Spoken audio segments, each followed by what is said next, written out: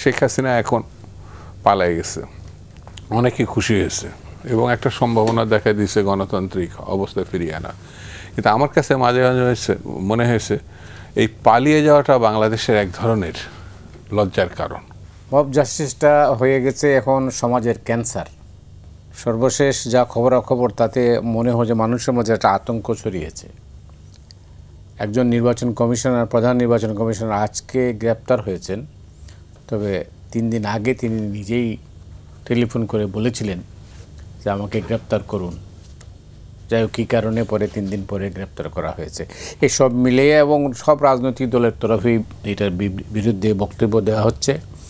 সর্বশেষ আমি দেখলাম তারেক রহমান, বিএনপির ভারপ্রাপ্ত চেয়ারম্যান, মব জাস্টিস নামে এক হিংস্র উন্মাদনা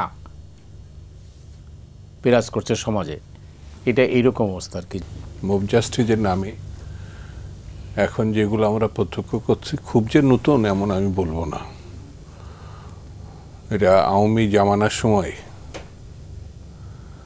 যেসব ঘটনা আমরা প্রত্যক্ষ করেছি, সাংবাদিক, রাজনীতিবিদ, পেশাজীবী, যাকে তারা পছন্দ করতো না তার উপরে দেখা গেল বিচারালয়ে আক্রমণ করছে। যেমন আমি এই ক্ষেত্রে বলবো, মাহমুদুর রহমান সাহেব কুষ্টিয়াতে রক্তাক্ত আমরা সেই চেহারা দেখেছি।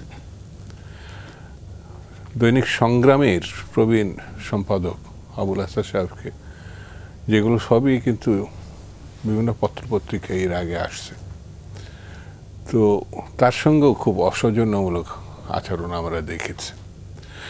গণতান্ত্রিক বিধি ব্যবস্থা আমার কাছে মনে হচ্ছে ভিন্নমত্ব একটা সৌন্দর্যের ব্যাপার। অবশ্যই আমি যদি সেটি গ্রহণ করতে না পারি সেটা আমার দৈন্যতা, যে গ্রহণ করতে পারবে না সেটা তার দৈন্যতা। কিন্তু আমি মুখে দাবি করব গণতান্ত্রিক বিধি ব্যবস্থা, গণতান্ত্রিক নিয়ম শৃঙ্খলার, আর কাজটা করব স্বৈরতান্ত্রিক, এটা তো মানে গ্রহণ করার মতো না। এখন যে ঘটনাগুলো হয়েছে 24শে গণঅভ্যুত্থানের পরে, আমরা অনেকগুলো ঘটনা প্রত্যক্ষ করেছি। প্রথম দিকে হয়তো বা অনেকে সাহস করে এই ঘটনাগুলো বিরোধিতা করতে পারে নাই, কিন্তু ধারাবাহিকভাবে বেশ কমেছিল। কিন্তু ইদানিং আবার সম্প্রতি বেড়ে গেছে। এই একজন সাবেক নির্বাচন কমিশনারের, চিফ ইলেকশন কমিশনারের যে আচরণটা হয়েছে, তারপর থেকে বিভিন্ন মল থেকে এটা হতেই পারে। আরেকজন প্রধান নির্বাচন কমিশনার, যেটা নাম বললেন হাবিবুল আওয়াল, কথাটা চমৎকার এবং সুন্দর বলেছে। যদি উনি ওই সময় এই বিবেচনাটা তখন নিতেন, তাহলে তো আমাদের এখন আর তাদের মব জাস্টিস বন্ধ করার ব্যাপারে বলা লাগতো না। ভালো একটা নির্বাচন করলে তো এই ঘটনার মুখোমুখি হতো না। এখন যেটা হচ্ছে আমাদের খারাপ লাগছে, কিন্তু খারাপ কাজটা আবার তারা সেই সময় বিবেচনায় নেননি, এটা আমার কাছে মনে হয়েছে। অর্থাৎ যে মার দিচ্ছে, যে মার খাচ্ছে,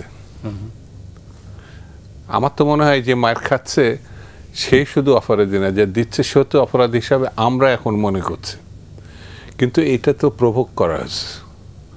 আমরা গত 15-17টা বছর যেভাবে জাতি থেকে নষ্ট হয়ে, যেমন আমরা একাধিকবার মানে আলাদা করে মামলার কথা আমি আর নাইবা বললাম, যারাই গণতন্ত্রের সপক্ষে যার যার অবস্থান থেকে কথা বলেছে তারাই ক্ষতিগ্রস্ত হয়েছে, অপমানিত হয়েছে, নিগৃহীত হয়েছে।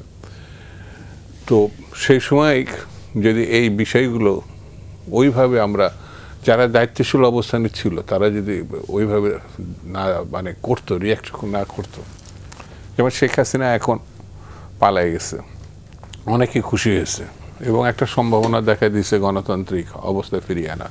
কিন্তু আমার কাছে মাঝে মাঝে মনে হয়েছে এই পালিয়ে যাওয়াটা বাংলাদেশের এক ধরনের লজ্জার কারণ। একটা মানুষ, বাংলাদেশের মানুষ, সে পালিয়ে যাচ্ছে বিদেশে গিয়ে পার্শ্ববর্তী দেশে আশ্রয় নিচ্ছে, এটা তো লজ্জার ব্যাপার। আইন আছে, আদালত থাকবে, সে এটা করছে। তো এই পরিস্থিতিতে আশঙ্কাজনক যে পরিস্থিতিটা তৈরি হয়েছে সেটা সেই সৃষ্ট, তারই কর্তৃক সৃষ্ট। কিন্তু এটি চলতে দেওয়া যায় না। এটা দিলে একটা সময় আমার দেশের, আমি মনে করি যে জাতীয় ঐক্য গড়ে উঠেছিল সেটা তো বিপন্ন হবেই, আমরা দেশ জাতি হিসাবে বিপন্ন হব।